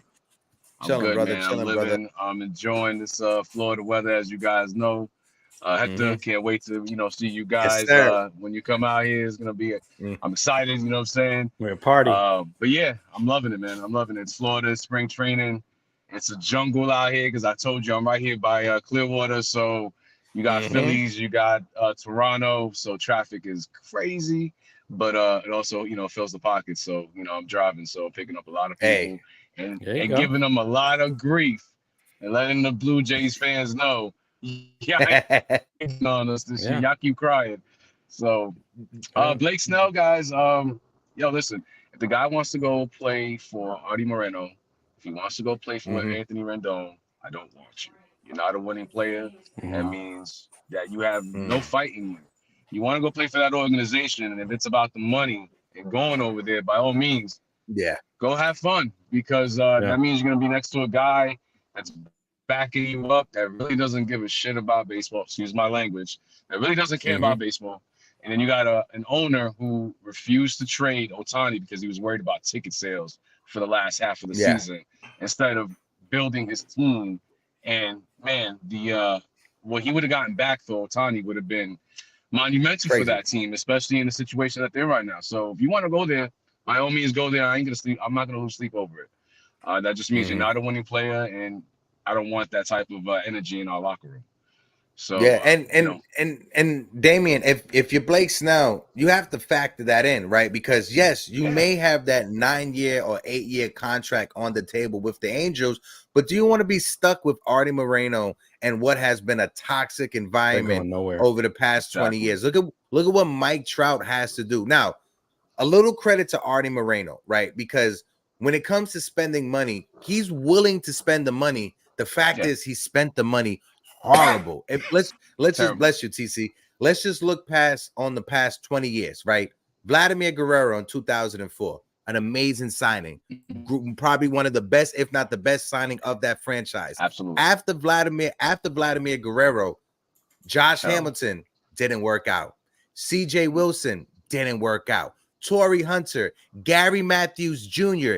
didn't work out. Albert Pujols didn't work out. So he's willing to spend the money, but he's just spending it in the wrong way. They're just spending it the wrong way. So you got to ask yourself, if you're Blake Snell, do you want to add on to that circus show that's already going on out there? Or do you want to go into an environment, like you said, with the Yankees, where you're in a win now situation where you could be in the postseason this year, and you coming to the team will make us that World Series favorite? Absolutely. If Blake Snell is 27, 28 years old, then go make your money. It makes sense. But you're 31 No, 30, now. He's 31 now. Yeah. He's 31. That's what I'm saying. If he was 27, 28, then go make your money. But you're 31 years old now. So right now, in this level of baseball in your career, it should be only one thing on your mind, is winning a chip. So if that's not what's on your mind, especially after the team they had in San Diego, which, let's face it, they had championship aspirations. They went into that season and everybody said, man, they're going to go after it. And they all fell short. So with that bad taste in your mouth, if you want to be a carbon copy of Mike Trout and waste your career away, then go ahead and do it. But if that's the case, I don't want you in the first place. Hold on, I'm gonna shout out my guy DJ Stills in the chat. Always Mm. keeping it funny. He says people don't realize that their Uber driver is Dom Toretto. Look at that chain. You're in safe hands. That's right. Absolutely. Fast and man. Furious. That's Watch what I out. get. There's every time I text Damien, I'm gonna just send him a gif of Dom Toretto saying familiar. That's all I'm gonna send him. All right. My guy real. Rich said the Angels with Snell, a fourth place team. The Angels without Snell, a fourth place team. Absolutely. Fifth place. Yeah. Yeah. I want man. to yeah. ask you real quick, Damien, before we let you go and bring up the next person. When you look at the contract, if the contract is as favorable as Jim Duquette was just talking about, if it's on par the same contract that Cody Bellinger got, if you're the Yankees, tax implications set aside, how can you not jump on and take advantage of that You make the move. bargain? You make the move because you can't have your cake and eat it too. So it's either you spend the money or you trade your future franchise player in Spencer Jones. So you can't have your cake and eat it too. So you got to make the decision. Me, I'm not trading Spencer Jones, like you said earlier, and I've been saying it for a while. The dude is untouchable. I'm not trading him, and not for a project like Dylan Cease. I know people are up on Dylan Cease, but when I look at his numbers, yeah, he has high strikeouts, but those strikeouts also came with a high ERA. Man, I remember there was a game when the Yankees played the White Sox. He struck out 7 Yankees in 3 innings, but yet at the end of that game, he gave up 7 runs. So, Dylan Cease, he could be a 1, he could be a 2 or 3 max to me, but he is a project, and I'm not giving away the future for a project. So, if the Yankees want to add, throw the money. That's your power. Throw your money. You got $25 million a year off of a patch. Okay, go spend that money on it. The money's there. It's from a patch that you got for $25 million a year. So go spend it. It's there. Exactly. But if it's not the case, then that's not the contract that Snell's willing to accept, then goodbye. I've washed my hands. That's it. Yeah, and the Yankees and you guys. Go ahead, Dame. Go ahead. No. As far as Peraza, I think that Aaron Boone's a big part of that. We all know Aaron Boone is a cutler. He always backs his players, and Peraza's been the only guy that he's openly called out. So I think Aaron Boone is a major reason, a major problem why this kid has not flourished and has had an opportunity. Aaron Boone has done everything in his power not to let this kid play. And I thought it was funny. He was in an interview the other day saying that a big part of Peraza's issue is he hasn't had consistency at the plate. Well, Booney, how can he have consistency at the plate if you're not allowing him to play? It doesn't make sense. That's crazy to even say. Yeah, he's contradicting himself. I couldn't believe it even came out of his mouth. So I'm like, what a contradiction. So I think it's a damn shame. Yankees, with all due respect, please trade that kid. And not because he sucks or he's a bum, but that kid has such potential, and it's a damn shame. Don't do what you did to Florial. And the worst part is that he has such a high upside than Florial or even Andujar, so on and so forth. So please don't do that kid like that no more. Trade that kid. Yeah. No, I think I'm right there with you, Damien. And when you look at how the Yankees treated those other prospects that you just mentioned, hopefully Peraza doesn't fall down the same track. But Damien, what's the deadline for you when it comes to this nonsense with Blake Snell? And also, just to let you know, when I'm down there in Florida, we could go driving around and just asking Yankee fans, where's Blake Snell? I think we'll do that. We're gonna start going around. We'll go into different restaurants and say, yo, anybody know where Blake Snell is? We're looking for Blake Snell. This is mini New York here. I don't know anybody from Florida. They're either from New York, Rhode Island, Mass, you name it. There's nobody in Florida from Florida anymore. So this is little New York. So we have plenty of people to ask. Deadline, man. Listen, the deadline needs to be no later than this weekend. That's it. If there's not a contract by the end of the weekend, cut ties, because then we're dealing with a situation of an injury risk, ramping this guy up, getting him ready.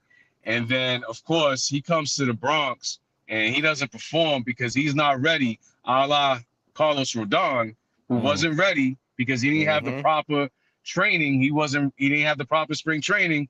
Then we're going to run into the same situation. So this weekend, that's it. If not, see you in Anaheim, Blake.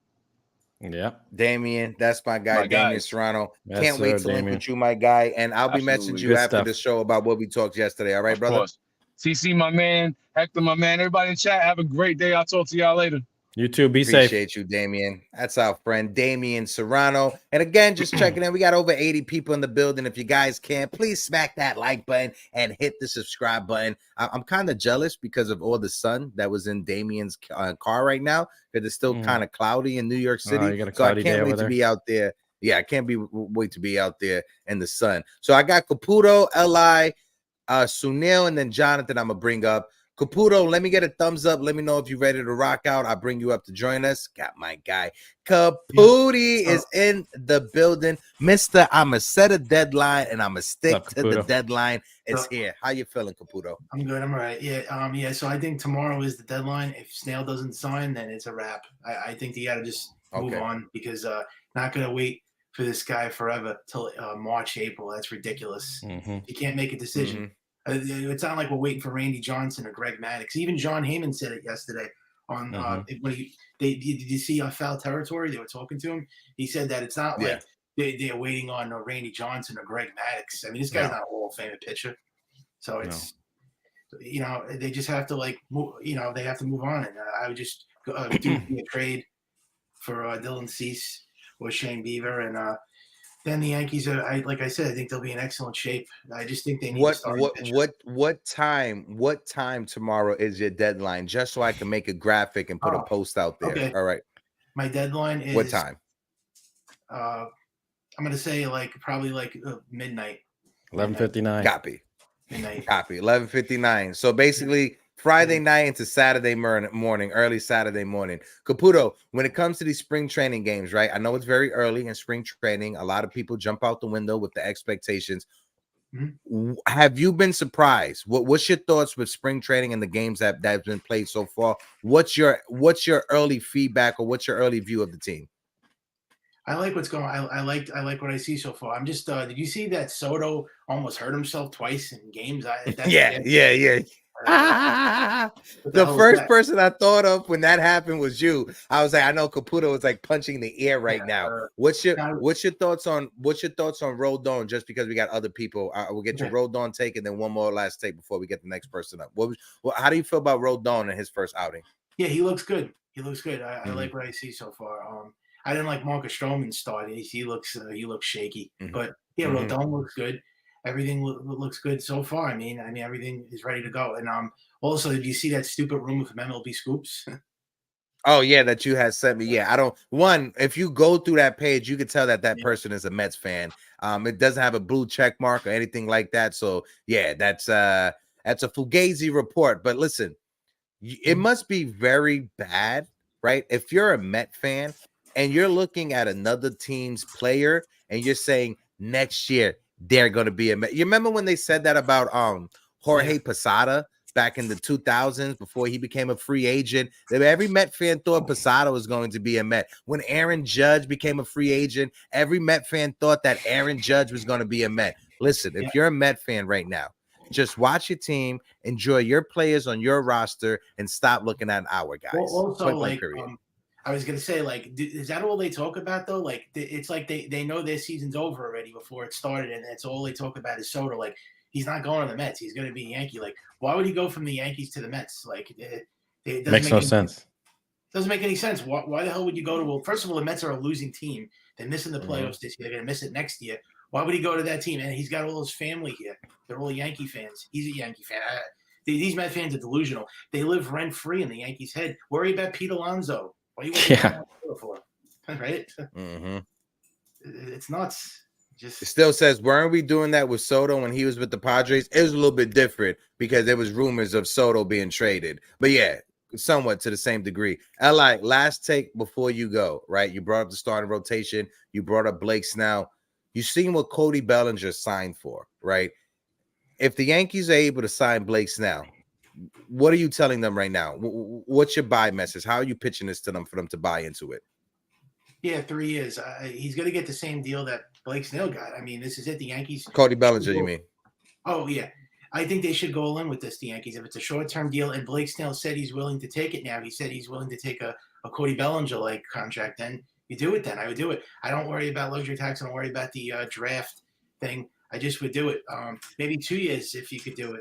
I don't know really what they're I don't know what their plans are. But I would sign into a short-term contract if it's just going to be 3 years. But this whole, 110, this luxury tax thing is getting in the way. He just said it. Why didn't he just accept the contract they gave him months ago? They offered him months ago. Well, if him right now, he's kicking himself in the ass because he probably would have accepted it. Looking where he's at right now, he should have accepted that because there's no other team coming knocking on the door, and I don't think he'll get anything close to what the Yankees offered him before. But Caputo, appreciate you, brother. Always coming up, joining the open panel. Always appreciate you in the chat, my guy. We're gonna get to some Yankee games this year, all right, Caputo? Me and Caputo would definitely rock out at some games. Li Yankee King, let me get a thumbs up. Let me know you're ready to rock out. I bring you up. Here's my guy, Li. Mr. Li Yankee King, who doesn't want Blake Snell. How are you feeling? I'm feeling good. Copy. I saw you in the chat last night with my guy Joe from the shift. That was a great live. Shout out to my guy Joe from the shift. If you guys aren't tuning in to Joe, he does great lives now. He just started doing them. Shout out to my guy Joe. But Li, how are you feeling with this whole Blake Snell drama propaganda that's going on, bro? I'm feeling pretty good, but Blake Snell can go to San Fran. Go to San Fran. We don't really need you, bro. We good. You should have been a free agent last year. Maybe we would have signed you to that 5-year. What was it? 5-year, 160, 150? Whatever it was. 5 for 150 before Stroman, yeah. I know it was 5 years, but you missed out. Sorry, bro. Now, when it comes to the prospects we have, Spencer Jones, obviously a hot topic at the trade deadline. Who's off limits for you? What are you doing at the trade deadline? Are you happy with the 5 guys we have in our rotation as it is currently constructed? What's on your mind, Li? Go ahead. Speaking of prospects, first I would like to say I know I've been trying to argue with Yankee fans about prospects and using Dane's name. Now I really don't need to use Dane's name anymore because I've been doing my own research on prospects. Okay. Well, yeah, let's not use Dane's name if Dane didn't say it. So yeah. Go ahead. So, with that being said, I have been doing my own research. And watch out now. I am seeing what Clarke Schmidt is because I don't know why. I have a gut feeling that Clarke Schmidt breaks out this year. And I'm like, I'm seeing what Clarke Schmidt does first. Nestor, you're the 5. Whatever you do is so we can say that you're okay with the 5 guys that are in our rotation and plus the depth that we have in the minors or the bullpen when you look at Luke Weaver and everybody else that we have. You good with that? Yes, but I would sign an old Yankee prospect that was sent to the Oakland Athletics in the Sonny Gray trade, James Caprillion, to a minor league deal with an invite to spring training, just because, say, God forbid, Warren goes down with an injury and Weaver I was about to say Hampton. Okay. Say those guys go down, you're going to have to rely on Hampton. And I really don't do that this year. I'm like trying to maybe in September Hampton will get a call up, but I can see Will Warren, who I've had a chance to interview, Clayton Beater getting a chance before Chase Hampton. When it comes to the Caputo deadline, Beater today. Blake, or Beater today, like you said, TC. When it comes to Caputo's deadline, Li, 12 o'clock. You sticking with that? Or are you going after? Or are you going past that deadline? What's your take on it? Then we're going to dip out. A deadline. Sorry, Blake. No deadline. You good. We don't need you, bruh. Copy.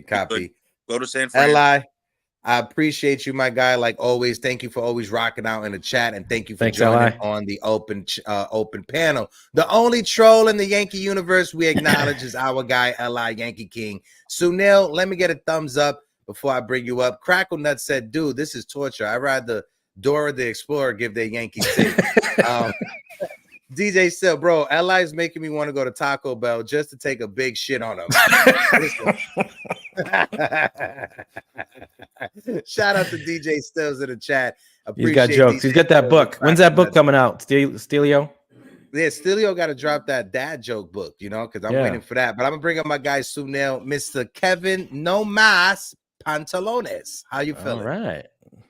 Yeah, what's going on, man? Can you imagine if don't stand up if you have no more pants on? So we don't want you to. No. That's the current jersey malfunction right now, dude. The current uniform malfunction. I mean, just to let everybody know, when you guys don't see this, but when Sunil be backstage, I be dying laughing. Sunil be like, peeling apples, eating bananas and shit. He walks you around his whole entire house. He lets you see his living room, his bathroom. Sunil is that's why I always ask Sunil, let me get a thumbs up so I know when to bring you on. All right. So can you imagine if Cashman were the GM when Jeter were first coming up? We know it was Bob Watson back in '96, but one of Cashman's favorite, one-liners. We like Gio, but he's no Josh Donaldson. So back in '96, that would have translated to we like Derek Jeter, but he's no Felix Fermin. Can you imagine that? Oh my God, bro. He would have probably got fired. If Derek Jeter would have got traded away, would have went to another team and had a Hall of Fame career, he would have got fired. Yeah, can you imagine the Mariners with 5 championships that we got in that time frame? Listen. That's a reality that I would not want to live in. But Sunil, you're listening to the convo. You hear the whole Blake Snell propaganda. What's the deadline for you? Should the Yankees even entertain this? If the contract is favorable, the same like Cody Bellinger, or do you want the Yankees to take a bite on it? What's your thoughts, Sunil, before we throw it over to Jonathan?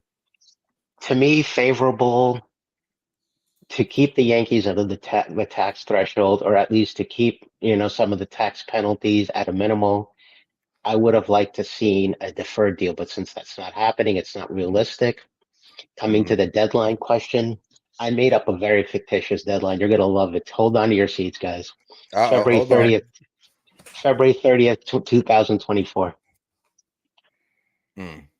Can made up date? There's no such thing. Yeah, it's I was just about to say that's a made up date. It's only 29 days in February. Happy Leap Day. It's a leap day today. We forgot to say that.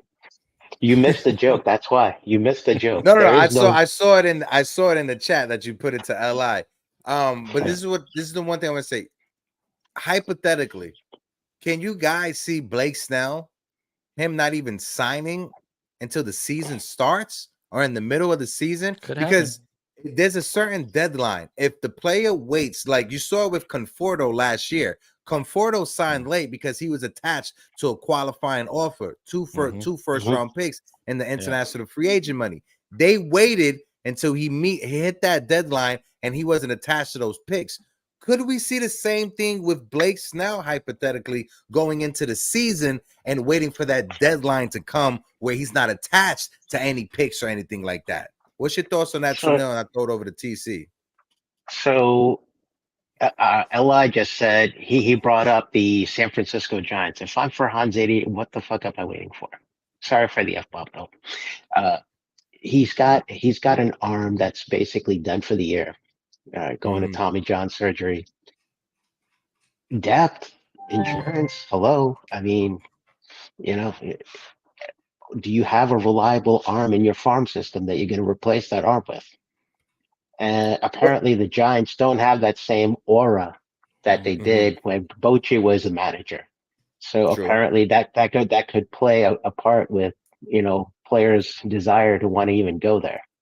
Dodgers are already way over the tax threshold limit anyway, deferred or not deferred, doesn't matter. So yeah, as far as Blake Snell without a team on opening day signing probably mid-season, yeah, I could see that happening. Okay. What about you, TC? What's your thoughts on that scenario? Yeah, well, having Scott Boras as your agent, that might be the case. He might end up missing out on the start of the season. But honestly, I think it's either Angels or the Giants before the season starts. I mean, the Giants need some pitching to compete with the Dodgers. They've lost, I think, two of their starters. And the Angels, I mean, they need to get somebody. I mean, they're in a tough division now with Seattle and Houston and they and the Texas Rangers champs. So they're in a tough division if they want to compete. So I don't see why they wouldn't jump in on that. But it wouldn't surprise me if he does miss a couple weeks of the season. And that's not good. Teams are gonna pay top dollar for a guy that's what's he gonna get, 25, 26 starts maybe. Well, and of course, like you guys brought up during the stream, it would be the most Houston thing to do if Astros signed Blake Snell. Yeah. If you can imagine him, with the spin rate that Mr. Kate Upton took on when he joined them in 2017, the first go around. True.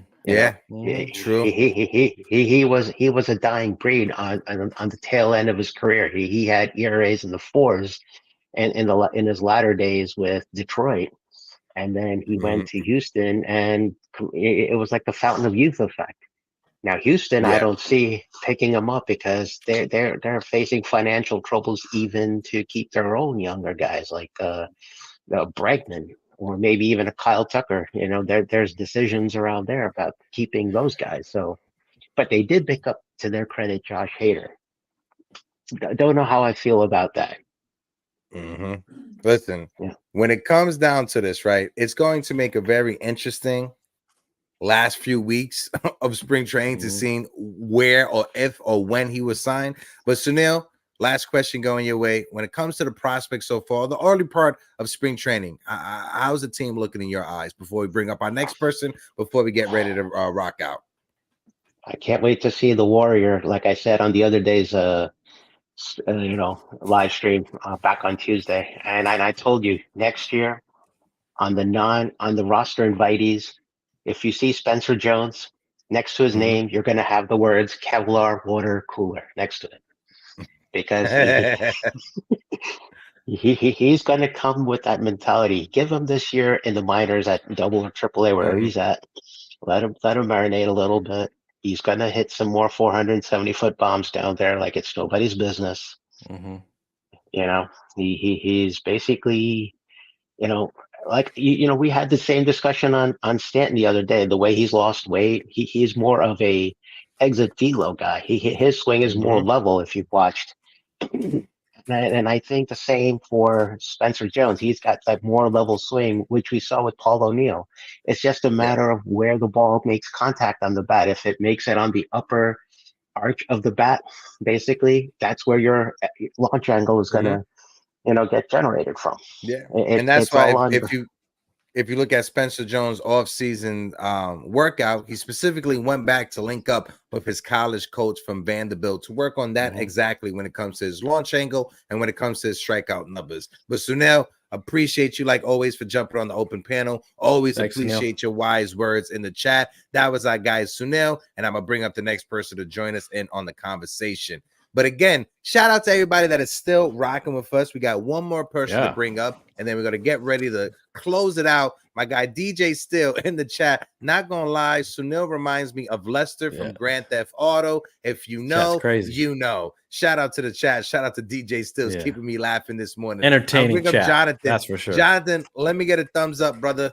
I would bring up Jonathan, the last person in the open panel. You've been listening to the conversation. Let us get your thoughts when it comes to Blake Snell, the deadline, and Juan Soto's 2024 season. What's your thoughts? As far as Blake Snell, my deadline would be midnight tomorrow, Friday.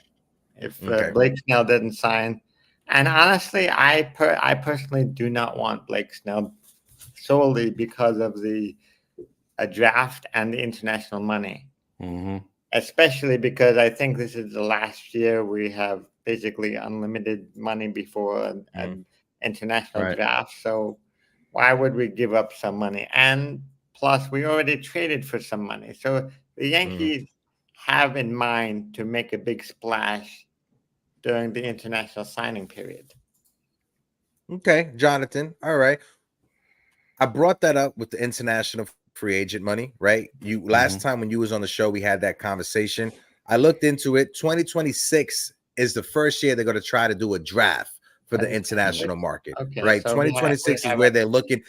They're saying 2026, maybe 2027. If they aren't able to get everything in place by next year, 2025, it will be 2027. But that's what they're looking, 2026, 2027. I thought it was 2025. No, I looked into it after the last time we talked. They're trying to put everything in place by 2025 so they can have it going in 2026. So 2027 is like their last date. So I see what you're saying when it comes to that. But TC, throw it over to you. What's your thoughts real quick on how Jonathan just laid it out with the international free agent market? Yeah, I mean, I get his point about the draft picks and you know the international money, but I'm tossed up. If they're offering a 1-year deal, I'm doing a 1-year deal, regardless of losing the money and the draft picks. I want to win this year, and Blake Snell really kind of puts us over the top. But other than that, I'm not doing any contract with him. I'm not doing like a 3 or 4 year deal. No, 1 year would be my thing. Just for this year, because of the bringing in Juan Soto. It's like an all-in Verdugo. I mean, these guys are 1 years, and we got to go all in this year. But I could live without him. I mean, it's not a big deal to me. If they pass on Blake Snell, no hard feelings. Just move on. And I think we're good. I could be mistaken, but I believe the penalty is more severe if he signs the contract over $50 million. No. The penalty is for the AAV during the season. Yes, but the for the draft and the international money, if you sign for less than $50 million, it might be less severe. No, it's this because it's the same penalty because you're over that luxury tax threshold and because this is your second year offender. Right. Yeah, so that's different levels. It's not going to be per contract. Yeah. Yeah, it's not going to be per contract. But Jonathan, last question before you go. When it comes to this team right now, early part of spring training, what's your feeling on the team? And then we get ready to wrap things up, brother. Well, I'm interested in how Nestor Cortez will progress. He didn't have a good start. But I honestly think I wouldn't be surprised, let's put it that way, if Will Warren gets a starting rotation job on opening day. Okay. All right. Listen, Jonathan, always appreciate you joining the open panel. Always appreciate you in the chat. That's our guy, Jonathan. We gonna let him go. TC, the fellas, they came through hot today. They came through hot with the open panel. A lot of good takes. Sure did. What's your thoughts real quick before we get ready to wrap things up and take us out? Yeah, another great show. I mean, we always thank these guys, these regulars, the legends, NFE and Damian and Caputo and Jonathan and Sunil. I mean, these guys always come through. The chat has been entertaining. DJ Steele, man, this guy just keeps us rolling. Crackle Nuts. Yeah. And, everybody that's joined the chat. We got our boy Phil, the best photographer out there. This guy, Phil, we need some more Phil. Phil, you need to join the show and jump on with us in the morning. We miss you, brother. So no, great show, Hector. I mean, good points. I mean, I can't wait to move on from the Snell talk and start talking about some of the guys we have. Some of the main guys that are going to contribute to the season. We got to stop giving airtime to these guys that are no part of the team. So I can't wait to see what happens. We got Clayton Beater today on the mound. We'll see what he does and. Can't wait to see some of these other guys getting some more ABs and Jason Dominguez right around the corner. I think he's taking some at bats, but he's a ways out. But I looking forward to this season more than in a while. Last year was hard to watch, so I can't wait to see what's going on and shout out to you, Hector, for keeping up busy schedule you have and always making time for us. We just love it. We appreciate everything you do. Shout out to the chat, also one of the best chats that are out there, one of the best communities that are out there. Shout out to all of you guys, and again, thank you guys for supporting us. We are on our way to 4K subscribers. We started this channel. It hasn't even been 12 months since we started this channel, and we're almost at 4,000 subscribers. I look forward to next week being down there in Tampa in spring training. Yeah. Like I said, if there's any Yankee fans down there in spring training, hit me up. Let's link up. Let's go catch some a good beer. video. Let's go grab some coffee, and let's go get some good video. But like always, salute to the chat. There are 77 likes. If you guys can, smack that like button. Let's try to get up to 80 likes on the stream. Shout out to Jonathan. Rah, that was in the chat. My guy Sunil, the Strike Zone NFE, Truth Always, our guy Joey in the building, Empire State of Baseball, Rich, Future Yankee in the building, my guy Phil Portal, of course, Empire State of Baseball, my guy Richie Rivera, of course, Crackle Nuts, Albert Wheeler, and DJ Stelios. Appreciate all of you guys. And until next time, make sure you drink your water, make sure you say something nice about yourself, and like always, deuces.